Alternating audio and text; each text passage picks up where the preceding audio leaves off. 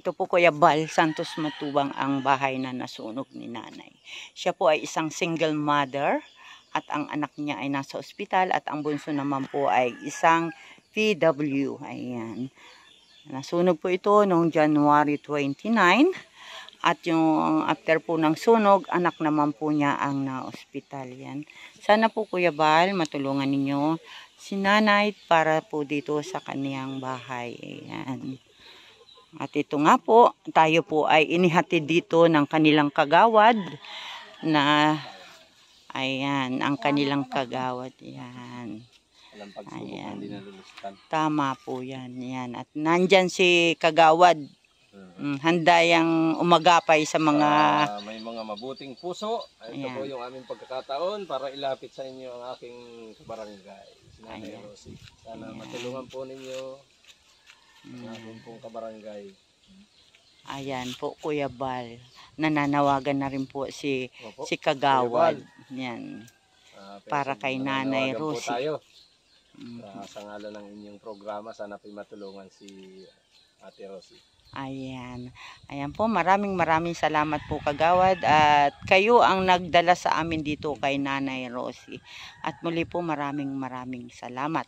At yun nga po, nabanggit ni Nanay Rosie na ang kanyang hanapbuhay lang ay mag-maintenance ng paglilinis ng pansyon dyan sa sementeryo. Yun po ang kanyang... Walang makakain. Ayan. Pag wala daw pong nagpalinis ng pansyon, walang makakain si Nanay Rosie. Ayan. At muli po, maraming salamat po sa inyong lahat.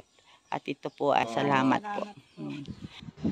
Kuya Bal, siya po yung napasunugan. Ayan, mga kalingap. Tayo po ay naandito sa bahay na tinutuluyan ni nanay. At napakaliit po. Dito daw po natutulog yung kanyang anak na may kapansanan. At yan. Ito po ang kanilang bahay. At kung si nanay mo po ay may pagkakataon at naandito siya sa sarili kasi po ang anak niya nga po ay nasa ospital sa Lucena kaya siya po ang nagbabantay sa kanyang anak. Ito po yung tulugan ng kanyang anak na may kapansanan. Ayan. At yan, kuminsan sa sahig. Nanay, saan ka naman natutulog? Yung nakatulog ka na ba dito minsan? Dito sa bahay na ito? Hindi po. Hindi pa. Minsan lang yung pang namamahinga po. Namamahinga ka lang dito. Tapos balik na uli kayo Lucena. Ayan po. Ito po pala ang tinutuloyan ni nanay. Simula nang sila ay masunugan. Ayan. Napakaliit po. Walang isang dipako naman. Isang dipako po ang haba. Ayan. May duyan sa loob at saka may karton.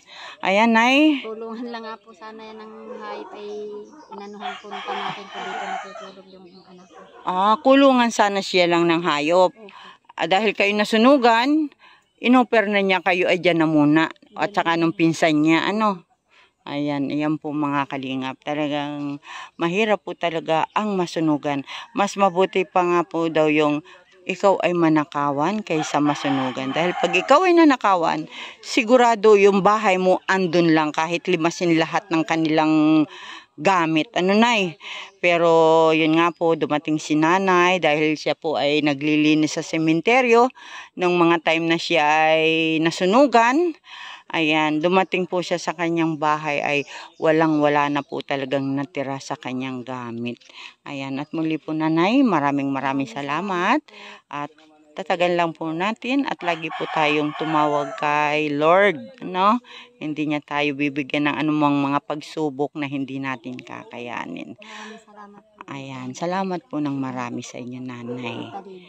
Ayan, yung tunay ng pangalan si Nanay Roselia Argamosa. Ayan po si Nanay Roselia Argamosa po. Ayan. At muli po maraming salamat sa inyong lahat. Ayan. Bye. Ayan, bye. Di kayo tani ngayon, papunta naman kayo ng Lucena. Umuwi lang kayo para magdilhin siya ng pera. Ayan. May nadilhin siya ka na nanay? Wala pa. Ayan. Ay, sino po yung iyong mga lalapitan dito? Sasamahan po ako ng pamangkin ko. Yan, sasama. Po ako tinatawagan. Ayun, sana sa madaling panahon ay makalabas na rin ang anak mo, ano. At kung po meron tayong mga dapat yung pwede nating malapitan sa ating gobyerno ay gawin mo po, Nay, para po sa iyong anak, ano. At muli po maraming salamat. Bye-bye. Ingat ka po, Nanay, ha. O, say bye-bye. Salamat po sa inyo. Ayan, salamat po.